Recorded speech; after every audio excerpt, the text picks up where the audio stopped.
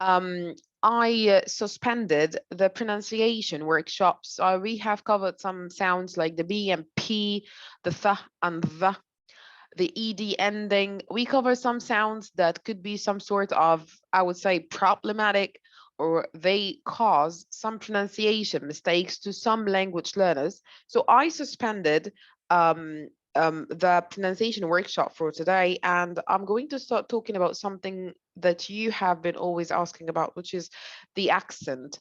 I probably have been teaching English for 8 years, and I've been talking about this on a, you know, daily, weekly, monthly, yearly basis. So everyone is asking about it, and all language learners are so obsessed um, with the idea of maybe acquiring a certain accent, and maybe which accent is better, which accent is maybe more prestigious, which accent is more beneficial when it comes to getting a job. These are all maybe very basic questions or simple questions that maybe arise to a learner's mind.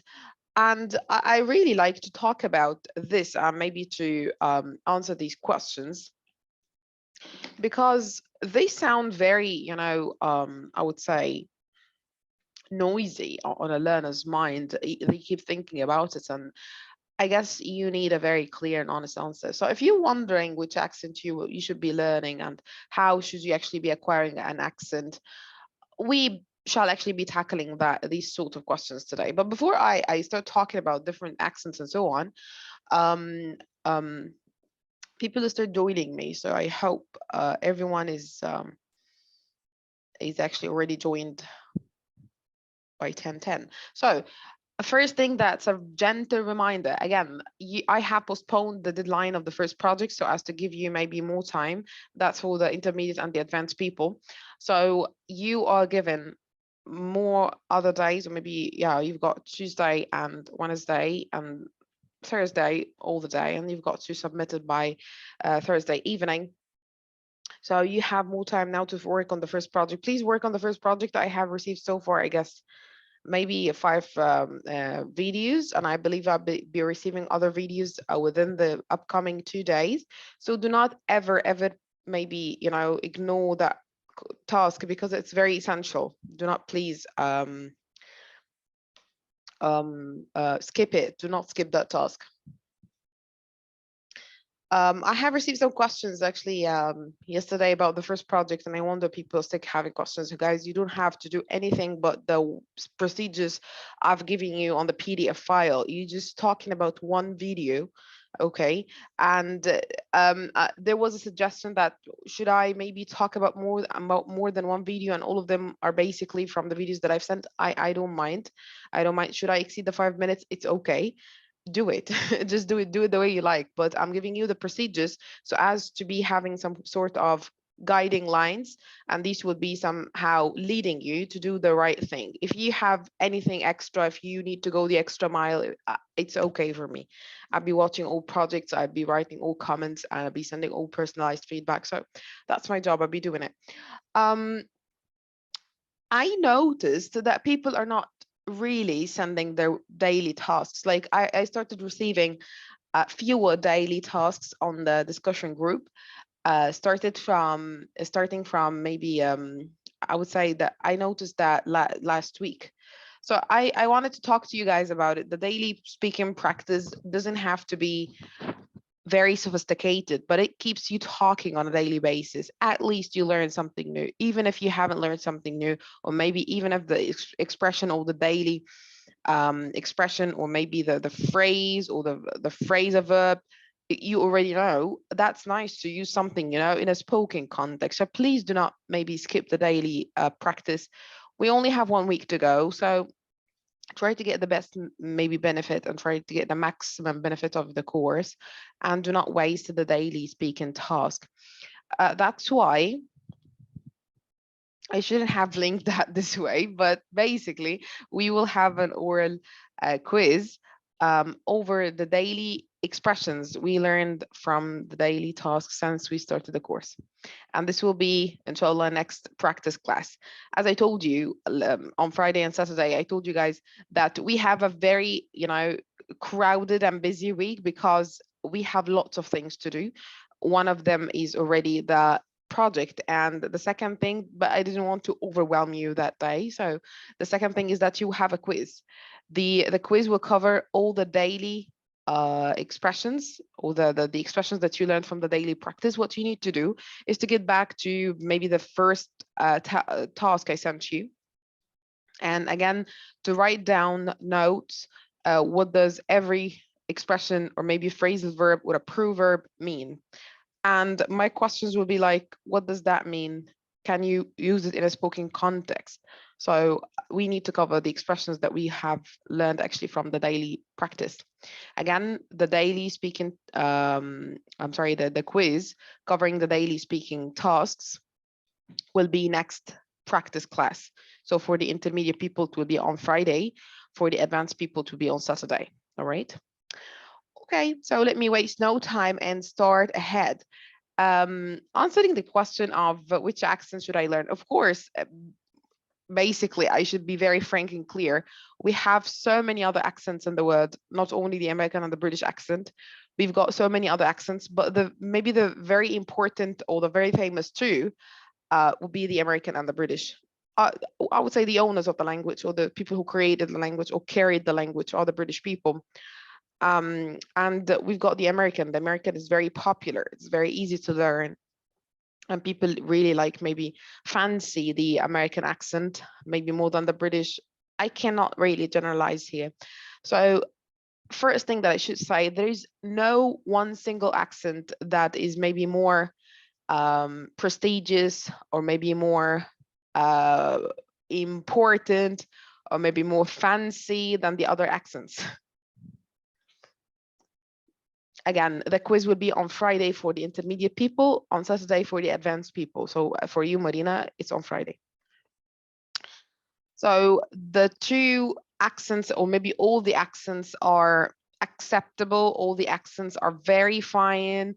All the accents are pretty normal, and people around the world tolerate dealing with people with different accents, and that's something we should have at the back of our minds, because frankly and professionally speaking, I am not an American. I mean, as a Isra, I'm not an American, I'm not British, I haven't been abroad before. I just someone who did his best or her best to learn and acquire the language, and it's been my field, so I learned how to teach it. So maybe that's not a surprising fact, but I need to say it to help you maybe understand it from my side. From my side, the accent is not my side, actually, that's the fact. The accent is just telling you, just telling the other person where you're coming from on planet Earth. So if you're an American, you must probably have the American accent because you've been surrounded by the American accent since you were born there, or maybe since you were raised there. If you are surrounded by people who speak or maybe you have the British accent, it is quite normal if you acquire the British accent. But if you are originally Egyptian and you're trying so hard for no clear reason to copy one of the accents, I would honestly advise you to save the hassle and save your effort, and maybe instead of copying a certain accent for no clear reason, again, you might be probably talking or maybe learning pronunciation, no vocabulary, no expressions to enrich your lexical resources. But I wouldn't advise anyone actually to learn a certain accent, because for me as a professional teacher, that is making no sense. And you will be actually listening and or maybe hearing that maybe sort of opinion from all language teachers around the globe. The accent is adding no privilege to anyone. Imagine that one of the very difficult accents, the Indian one. So the Indian people, when they speak English, their mother tongue is so heavy, and the maybe pronunciation or way of pronunciation is quite very, very challenging to everyone. And that's been, a worldwide opinion. Yet we have got some Indian IELTS examiners. They ask you questions in the IELTS speaking exam in some spots, not everywhere. and they've got a job in IDP and the British Council, and that's pretty normal because the accent doesn't add any privilege to anyone and doesn't really take any privilege from anyone. So the accent is just where you're coming from on planet Earth. So the right question that we should ask, why should I learn an accent? Why should I learn or maybe educate myself about an accent? And that's a good question. For me as a language teacher, I've been always told that if you speak the British accent, you will be hired by some British schools and the IG specialty department. So that's a reason for me as a language teacher to acquire a certain accent, because that is how, you know, that's my bread and butter. So I basically earn my living doing that, acquiring a certain accent. So you should be doing the same. It goes the same for everyone else. I mean, if you are supposed to have the British accent for getting a job, if you're a translator, you're an interpreter, you're, I would say, maybe working with CS customer service in one of the, you know, like Vodafone UK and so on, that's very normal to be maybe expected to have the British accent. It goes the same for the American accent. Some people or some teachers are teaching for the American diploma, and it's very important for teachers to have the American accent, and they do, you know, their best to learn it, and that's very fine. So I have no hard feelings towards people who are learning the accents in order to get a job or in order to be accepted somewhere. But you need to know that for language tests like IELTS, like TOEFL, it actually adds no score, no extra score. I mean, if you're in America, if you have the American accent and you go to the TOEFL and you have terrible grammar, terrible vocabulary, horrible pronunciation, but you still have the American accent, this will not help you. If you have like, you know, Birmingham British accent, and you go to the IELTS test, you have the British accent, but you still have some grammar errors, grammar mistakes, that means nothing to them. This will downgrade you. So once again, the accent will not help you pass one of the language tests, and the American testing system or the British testing system, both of them accept all accents, even the Egyptian one, but it has to be very clear. It has to be, you know, quite obvious for the listener, and it's going to help you communicate. That's the main reason. I hope I am clear about these points.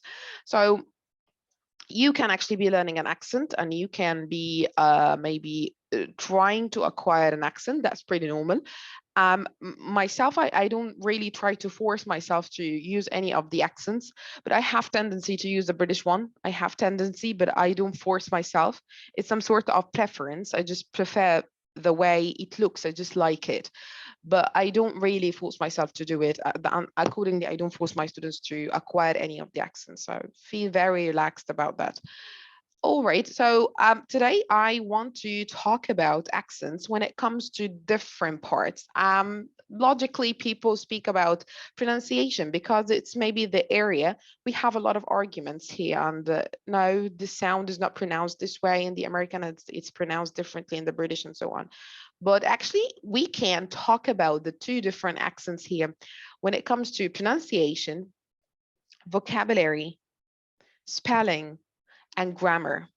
So yeah, this might be a surprise, or this might be something new to the ears, but yeah, actually the accents are maybe different sometimes in vocabulary. I guess that is quite maybe known, but in spelling, maybe you haven't heard of that before. Yeah, some spelling, some words are spelled somehow in the British English language, and it's way different in the American English language.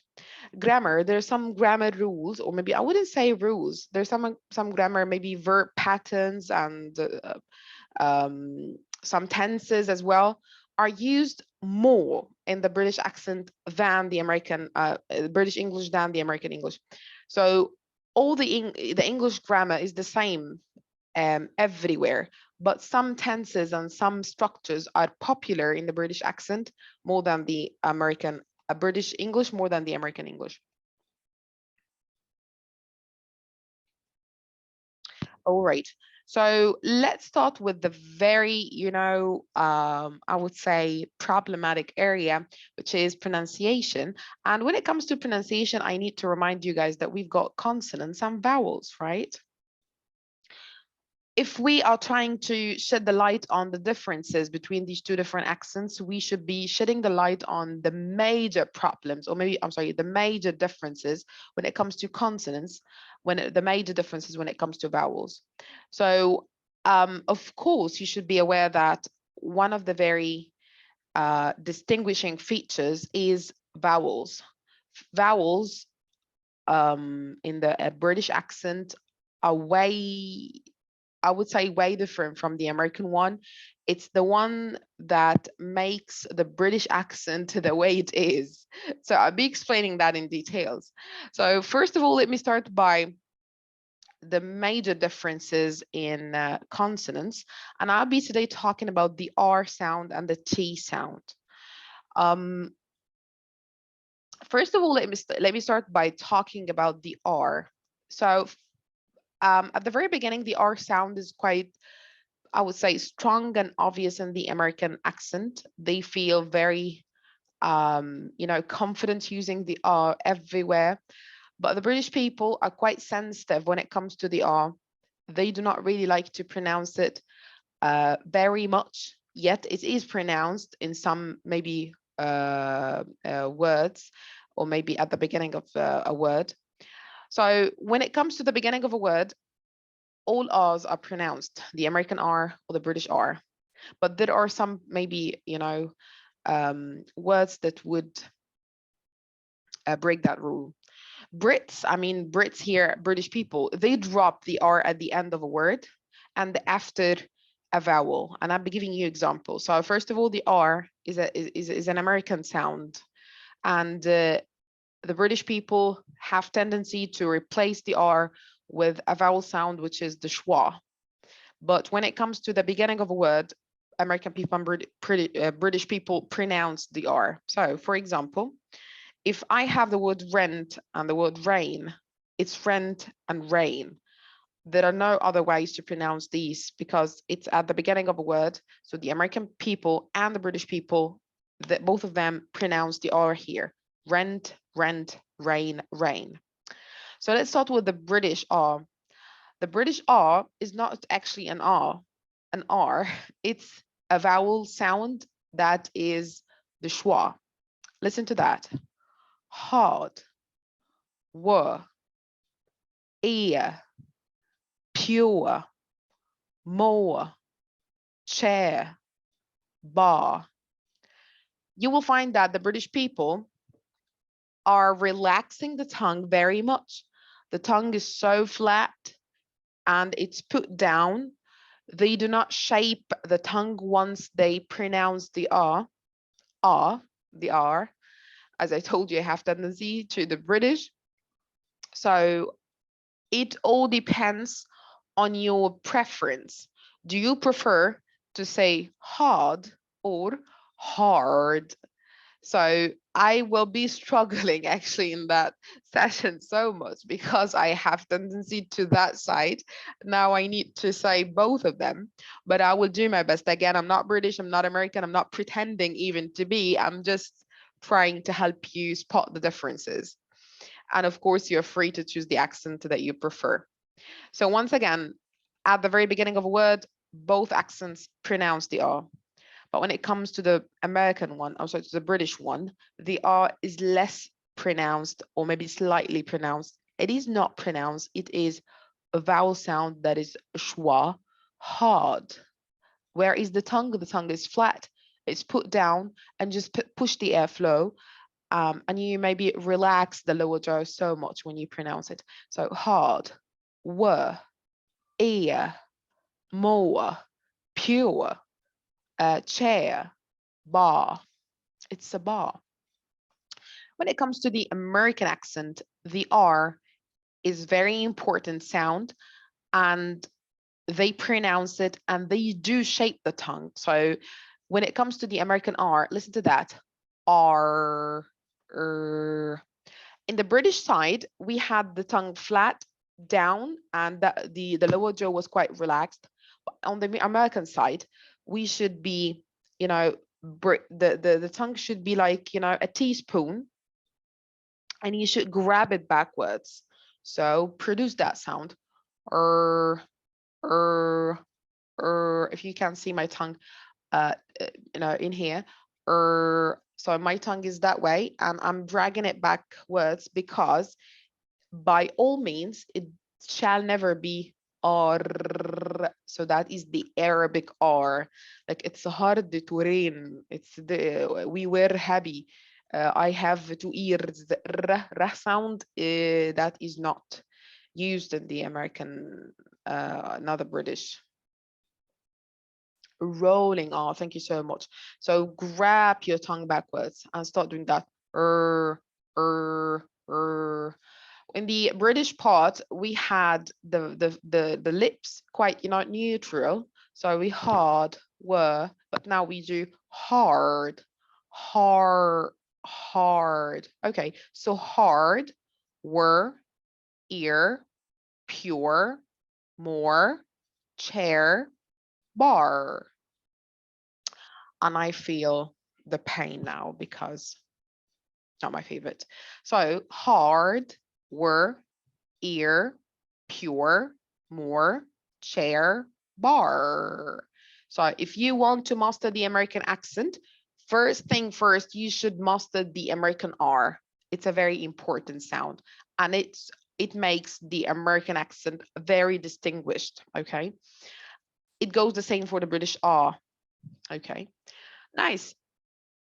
So if we're trying to apply that on a sentence level, so once again, the first R is pronounced at both accents. However, it is different when it comes to the R by the end and in between words. So we would say Robbie, let's start with the British. Robbie rarely shared his gear. Robbie rarely shared his gear. I'm majoring in marketing. I'm majoring in marketing. I engineered several solutions to keep problems. I engineered several solutions to keep problems. When it comes to the American people, they would say, Robbie rarely shared his gear. I'm majoring in marketing. Marketing. I engineered several solutions to keep problems. Problems. Okay. Now let's maybe move to the second important consonant sound, which is the T. And I am so fond of the British T. It is just so easy that it gives me British chills. So as I told you, the R is a very strong sound in the American accent, vice versa when it comes to the T. It's not a very strong sound in the American accent, and it is a very strong sound in the British accent. So the British people have tendency to pronounce the T very clearly, and they maybe, I would say, stress on it. But Americans, they have tendency to replace the T with a the sound. Okay, once it's between two vowels or once it's between two vowels or R, or between R and a vowel. And I'll be giving you examples here. So basically, as the British people drop the last R, the American people drop the last T. So they do not really like to stress, especially on the last sounds of a word. And when it comes to the T, the last or the final T we have in a word, they do not really pronounce it. They almost maybe, you know, delete it somehow. So, and of course, the T after the N sound. I'm going to give you examples. So first of all, let's see how different the two T's are. The two T's are, again, it's very strong in the British.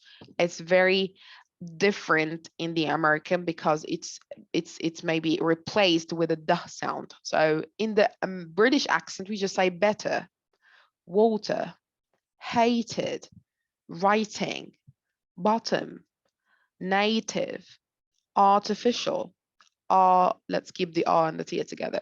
So artificial, notice, t sound. And I find the British accent is so relaxing to Arab people when it comes to the T sound, because people who have, or people who speak Arabic as a first language, they have tendency to pronounce the T. So I find that one quite easier. But when it comes to the American accent, people say better, better, da. And you need to know when exactly to position your tongue in order to have the da sound. So it's not da. That's the Arabic da. The English da sound, the tip of the tongue at the very first top of your mouth. So not right behind the upper teeth. It's at the very, it should be positioned at the very first top of your mouth. So once again, da. Better, water, hate it, writing, writing, bottom, native, artificial, artificial, so difficult, notice. So better, water, hate it, writing, bottom, native, artificial, notice. Let's go to the British heaven. Better, water, hated, writing, bottom, native, artificial, notice. Okay, so as you can see, it's very strong, clear in the British side, replaced in the American side with the D sound. Okay, how about the T between two vowels or before an R? For example, in the British people say Saturday, party, waiter, matter. Okay, American people, the T here is placed between two vowels, or maybe after a vowel, and before.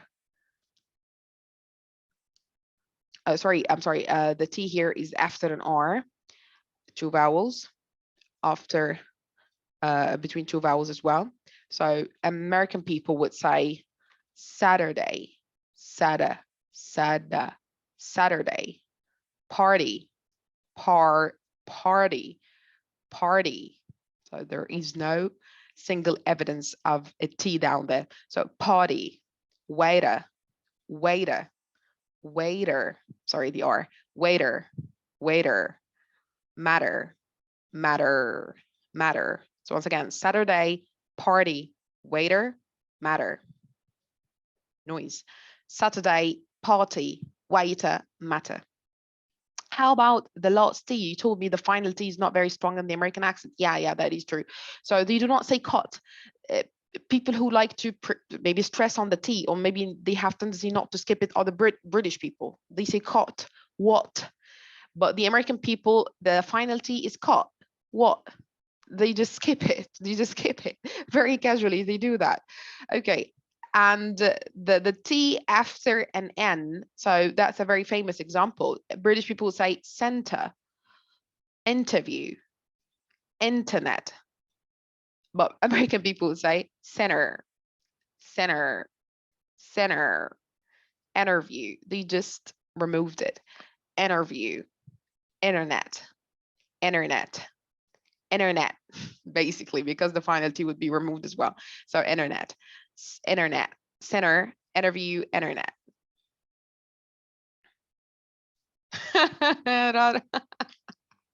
Zara is saying, I would choose the R from the American and the T from the British. Once you start doing this, people who understand the two accents, they will say, oh my God, she has a confused accent. And you will find yourself like, I'm not really happy with that. And when we maybe dig deeper into the differences, you'll find, oh my God, I'm really confused. Which one should I take? Yeah, that is true. I agree. Still, when I'm saying all Egyptians do this, that is true. Actually, yeah. Not the end of the word. Okay, so let's start with the British people. How would they read that? I would say, I visited the center of the town to find an internet cafe. So I visited the center of the town to find an internet cafe. What happened? What happened? British people would say the T here. My class is at 7 p.m. on Saturday. Now let's move to the American noise. You shouldn't be sharing that recorded session with anyone. I insulted the American accent more than one time today. So I visited the center of the town to find an internet cafe. I'm trying my best. What happened? They would say simply, what happened? My class is at 7. My class is at they skipped the T here. That's American. My class is at 7 p.m. on Saturday. Saturday. All right.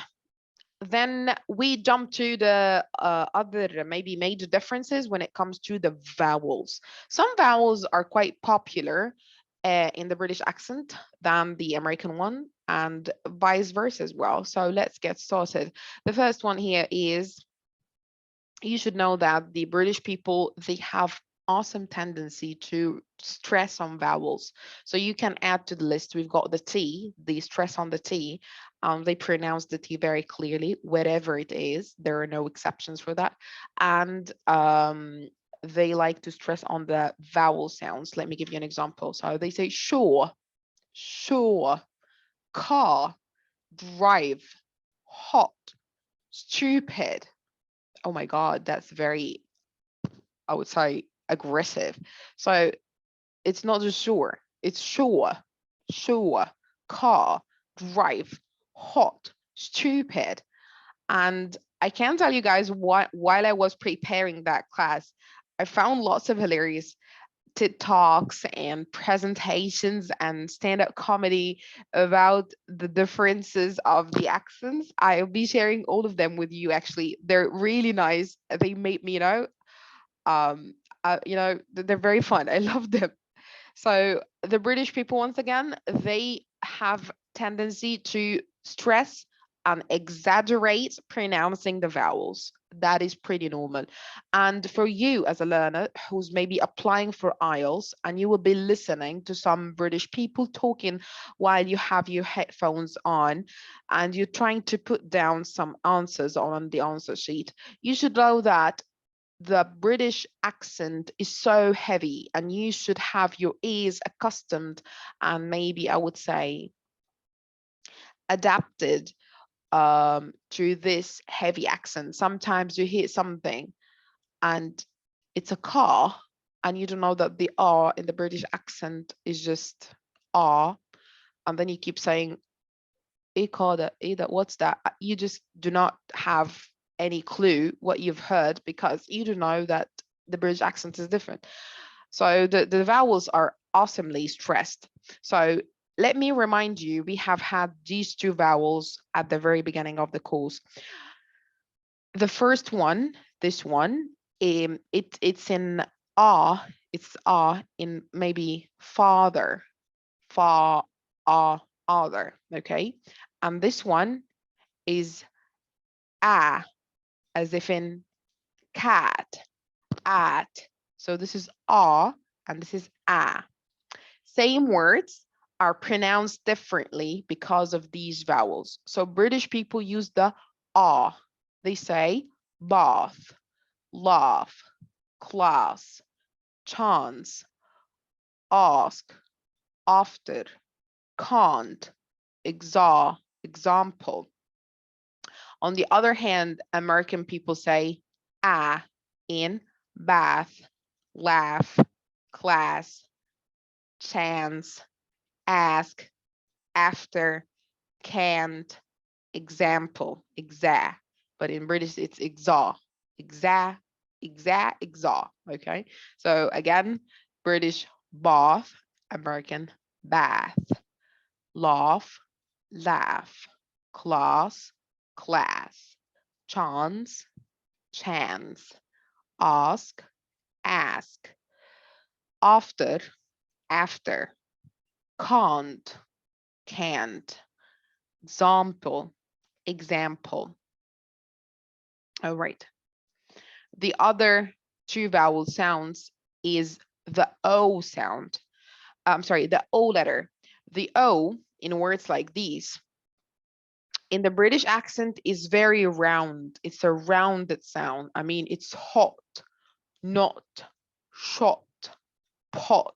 It's a rounded sound. So your lips should be rounded, shaped into a rounded shape. But when it comes to the British people, it is unrounded sound. So you don't say hot, not shot, pot. You just say hot, not shot, pot. Watch my lips. Are they maybe shaped by any, different ways? Hot, quite neutral, unrounded. Not shot, pot. And most probably you'll be dropping the last T, so say hot, not shot, pot. So they are different. The U maybe in the middle of a word is differently pronounced as well. I told you that the British people have tendency to pronounce the vowels, especially the U. It's EU, like ew, ew. But in the American, it's just ew. Listen to that. Stupid, stew, stew, stupid, duty, YouTube, new. Again, stew, stew, stupid, duty, YouTube, tube, new, you. Okay. How about the American U?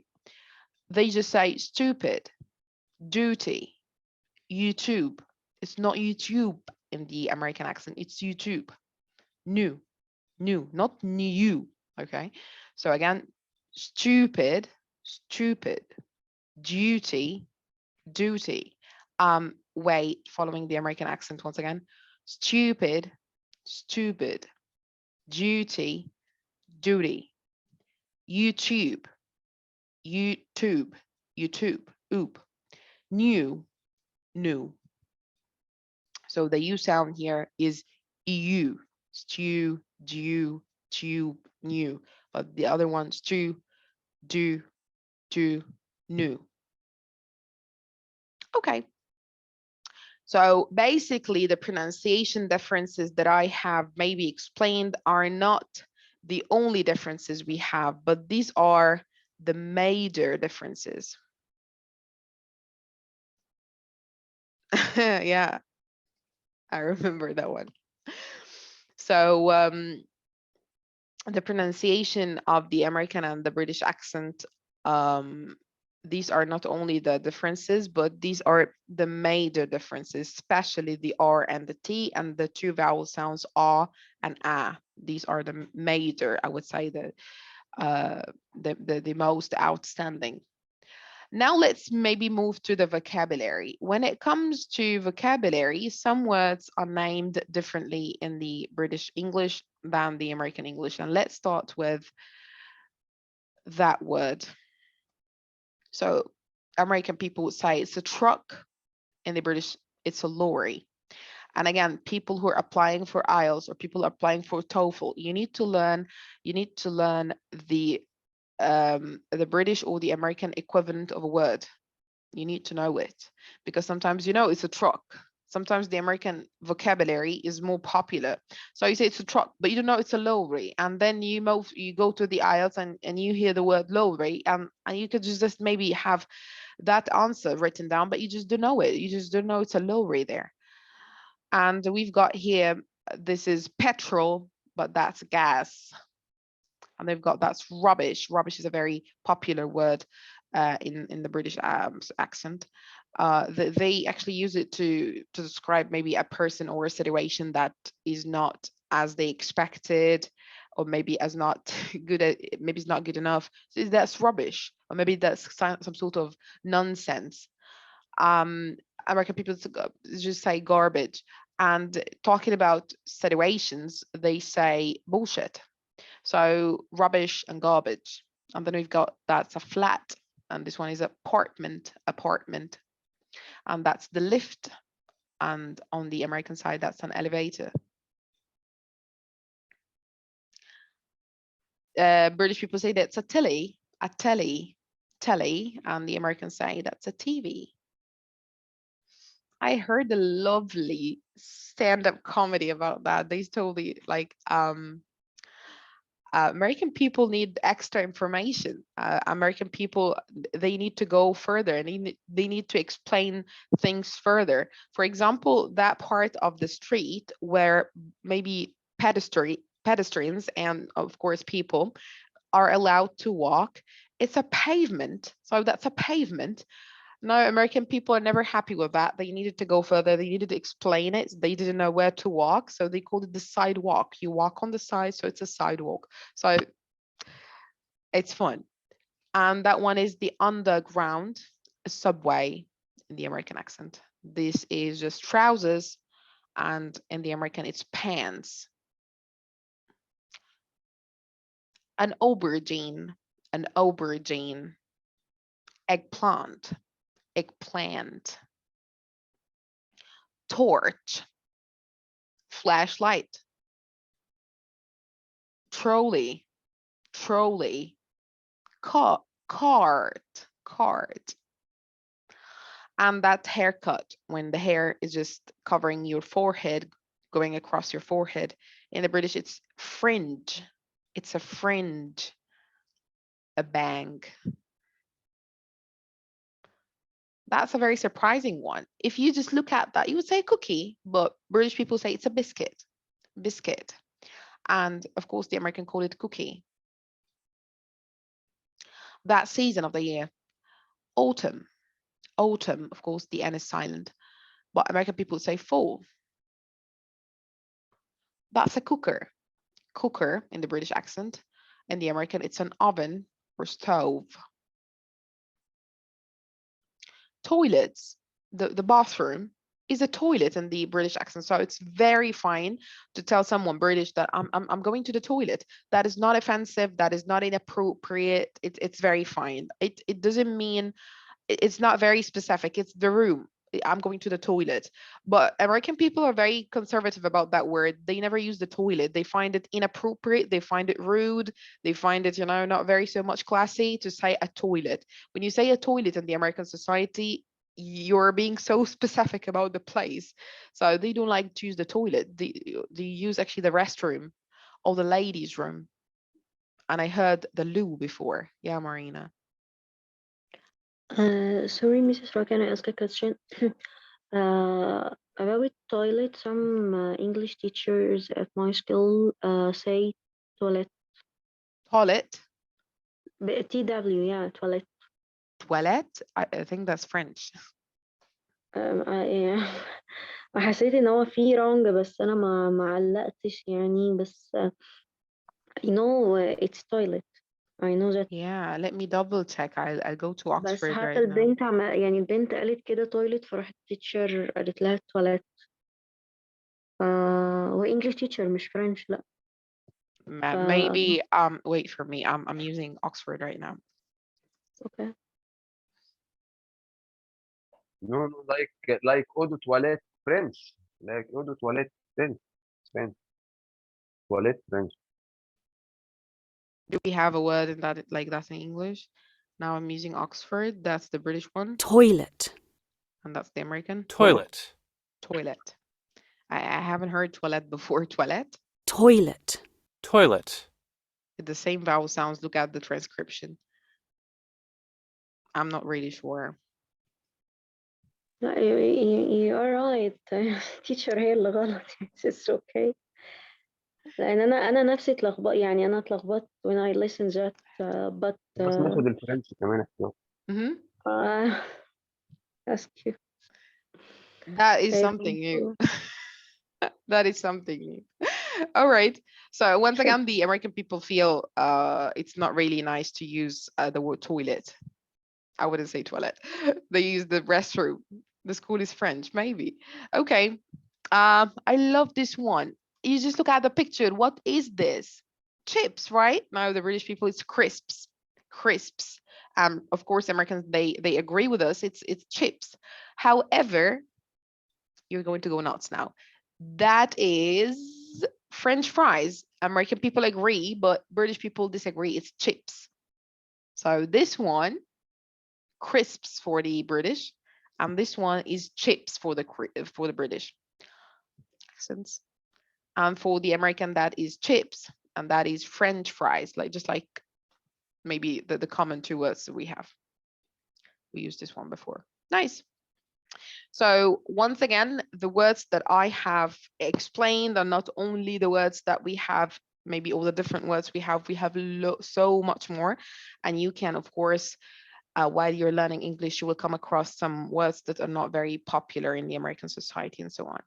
But I'm trying to maybe shed a light on what really happens if I'm trying to talk to a British guy and I used an American word. What happens is some sort of misunderstanding. Maybe he doesn't get you fully and he asks you for clarification or further illustration, and you just explain, I mean the restroom, I mean the toilet. So, okay.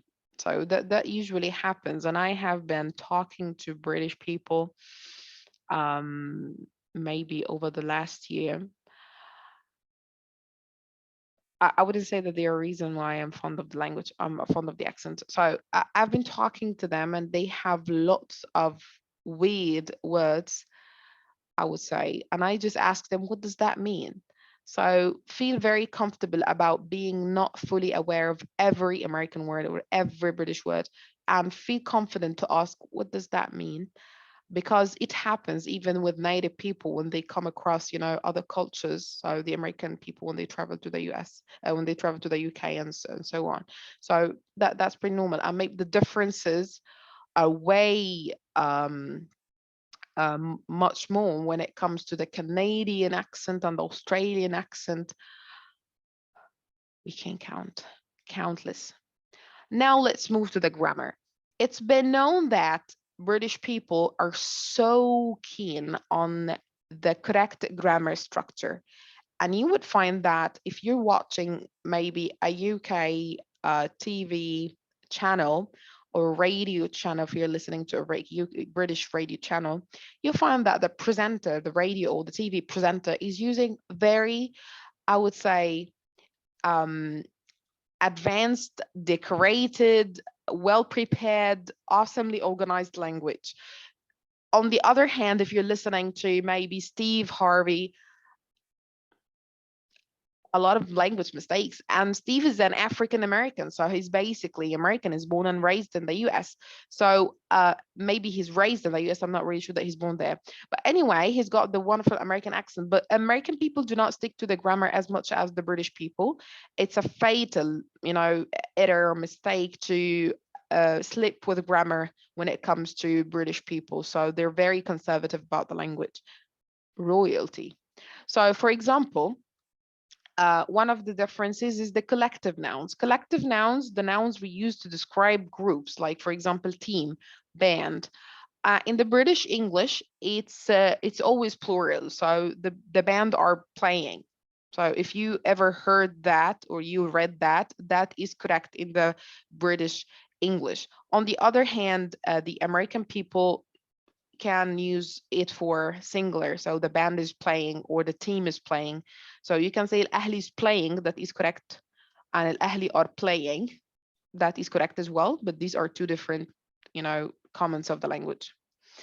The British like, again, the very prestigious ways of expressing your opinion. That there's so much like the IELTS.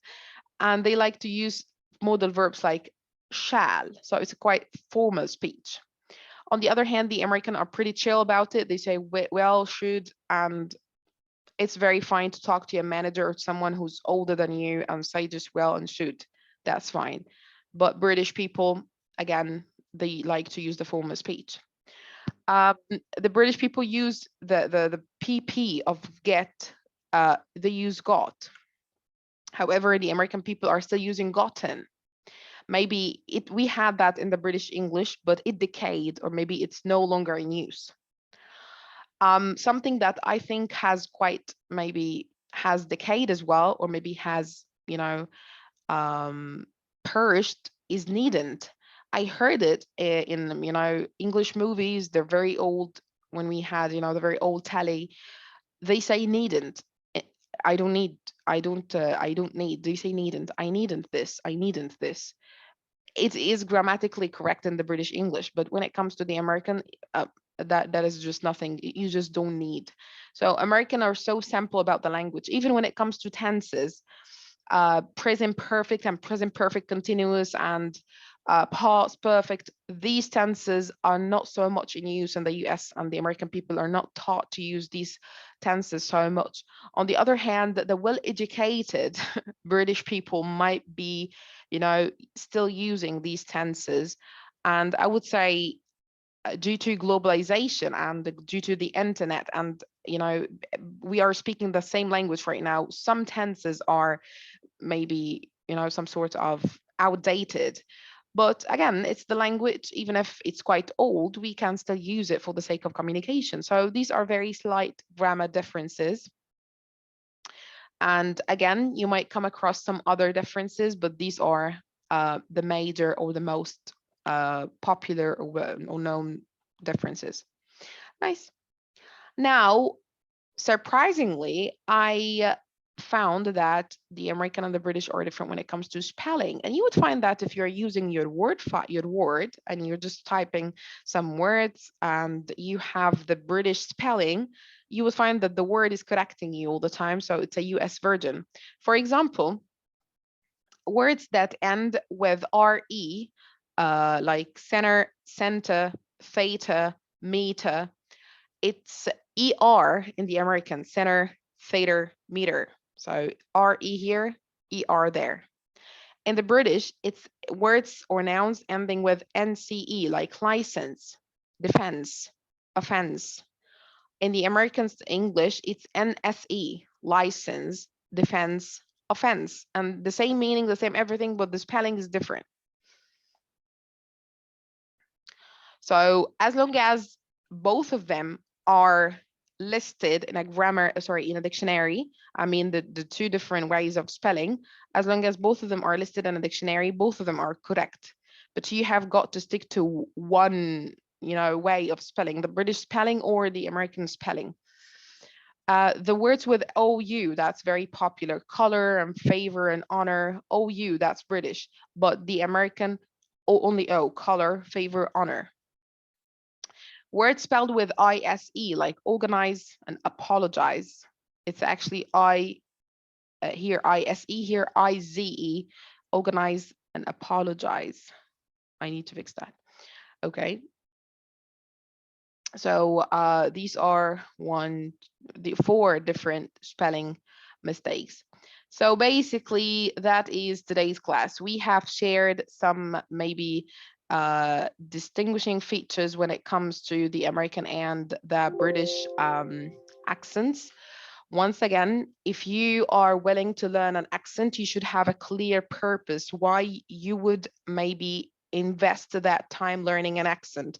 Is it for a job? Is it going to give you an extra privilege? Is it going to allow you work in an organization that you weren't allowed to work for before? You should have a clear reason why you're trying to copy a certain accent. Otherwise, the standard English that is correct in grammar, vocabulary, pronunciation, the reliable command of English, which we can use to communicate with other people, would be more than enough. So I'm just trying to make you prioritize your language goals, and the accent, if it's going to be a language priority for you, you shall have a reason, okay? And for some language learners, you just fancy a language like me. For me right now, I can be working in the British Council without having the British accent, and that's very normal. It's okay, very usual there to have some teachers over there in the BC using standard English. They don't have the American English, don't have the British English, but they have standard English. They can be actually hired. But the things that I fancy the British, I fancy it, which means I love it. I love how it sounds, and I feel that my tongue is probably, flexible using the British R and the British T more than the American R and the American T. So that's my preference. I haven't learned this. I haven't worked on this. I just acquired it. So this is the right question we should ask. How can I acquire an accent? of course, you should be aware of the main differences. You should be aware of the main, I would say, this features. You should know that, like the R and T, and the vowel sounds as well. Which word should I use for the American? Which should I use for the British? You should know that. Second thing is exposure. Exposure is the key. What's the exposure? Listening to the American accent, listening to the British accent, surrounding yourself with the American and the British accent everywhere. If you need to acquire the British, so whatever you listen to is British. Once you are listening to the British all the time, this will help you somehow absorb the British vowels and absorb the British intonation and vowel stress, and you will be just doing this unconsciously. But do not waste a lot of time setting 4 hours on a desk just to acquire the British accent. That makes no sense. So you just need to relax, listen to the British or the American accent, which one, whatever you prefer, consistently maybe. So you just need to listen or to get exposed to the accent you want to acquire for as long as you can, and for so long, like I wouldn't say days, I wouldn't say months. It depends on your learning maybe pace, but just keep listening to the accent. And I would say shadowing will help you a lot, especially if you're shadowing someone who's British and you want to have the British accent. So that's nice. If you want to have the American accent, so shadow an American TV host or shadow an American speaker. This will help you a lot. All right, so I have finished today's class, and today again we covered the main features when it comes to the American and the British accent. I hope I answered most of your questions relating to that issue. And this session is recorded. I'll be sending it to you, inshallah, once I upload it. Again, that's a gentle reminder. Inshallah, we're meeting on Friday and Saturday, and you should be submitting your first project the day before, I mean on Thursday for Friday's people. And final thing, on next practice class, we have an oral quiz that will cover all the daily learned expressions. You should need to get back to the drawing board and write down the expressions, what every expression means, and so on. Issue. Idiom or expressions? Idioms? But most of them are expressions, and some of them, I don't think we had. Did we have idioms? Yeah, I guess we had idioms as well. So from the daily voice notes, we had expressions, we had idioms, we had phrasal verbs. So you just need to cover all of that. Okay. Mrs. Rada, listening, الأوديوز that you send it in listening